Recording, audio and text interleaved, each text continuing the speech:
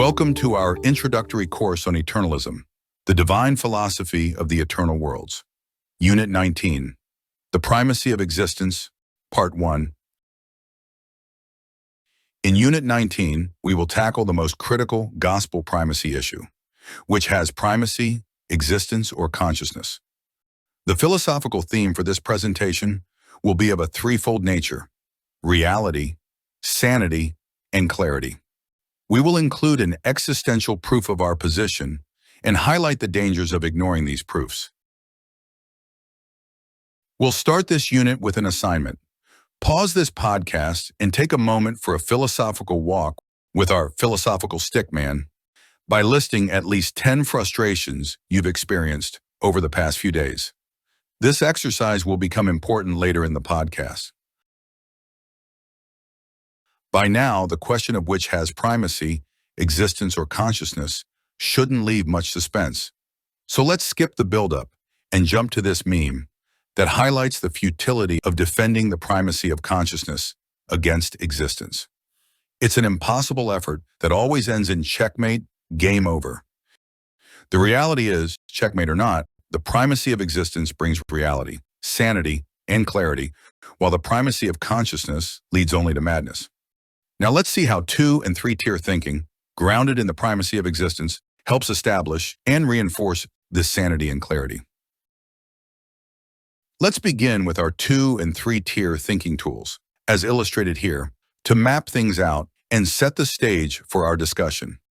These philosophical tools are essential to understanding eternalism, grounding us in reality, maintaining sanity, and fostering clarity. Before diving into 3-tier thinking, we'll first use 2-tier thinking to clarify the distinction between the primacy of existence and the primacy of consciousness. If existence holds foundational Tier 1 status over consciousness, that's the primacy of existence. If consciousness is given Tier 1 status over existence, that's the primacy of consciousness. The battle is fought, and the war is won at Tier 1. Whoever controls this foundational status controls the entire framework. Once this is settled, 3-tier thinking builds upon it. Consciousness depends on existence, not the other way around. Existence can exist without consciousness, but consciousness cannot exist without existence. This proves existence's Tier 1 status and exposes the primacy of consciousness as an error. The good news? We can prove it. Let's dive into that proof now.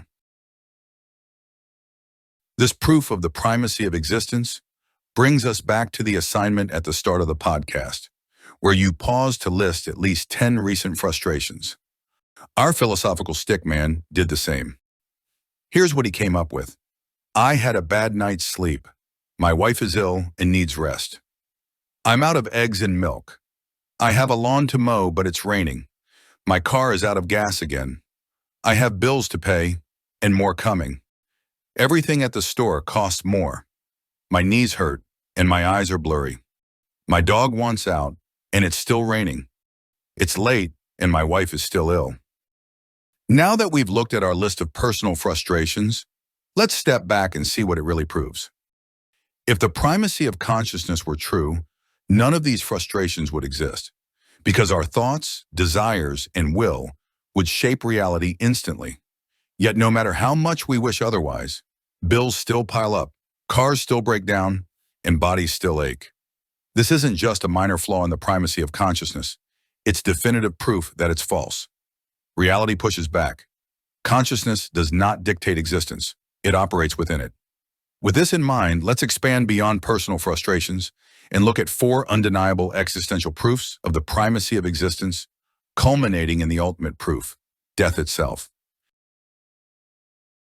An existential proof isn't abstract. It's grounded in lived, everyday experiences. We began with personal frustrations, bills, health issues, car trouble, inflation, as the first proof of the primacy of existence. If consciousness were primary, these personal frustrations wouldn't exist. Our second proof is conflicting wills, political debates, religious disagreements, wars, and clashing desires. If consciousness were primary, reality would be an endless battle of conflicting wills, with no way to resolve them. Our third proof is natural disasters, earthquakes, hurricanes, tsunamis, pandemics. If consciousness were primary, natural disasters wouldn't exist. We now end with the ultimate proof, death, the inescapable reality that, sooner or later, everyone dies. If consciousness were primary, death wouldn't exist. With these four existential proofs, the primacy of existence stands unchallenged. Personal frustrations, conflicting wills, natural disasters, and death itself expose the primacy of consciousness as not just flawed, but crushed and defeated. Reality crushes the primacy of consciousness at every turn. Personal frustrations, conflicting wills, natural disasters, and death itself all prove that existence is foundational, not thought, desire, or belief. If consciousness were primary, no one would suffer, disagree, face catastrophe, or die. Yet these things are universal and inescapable.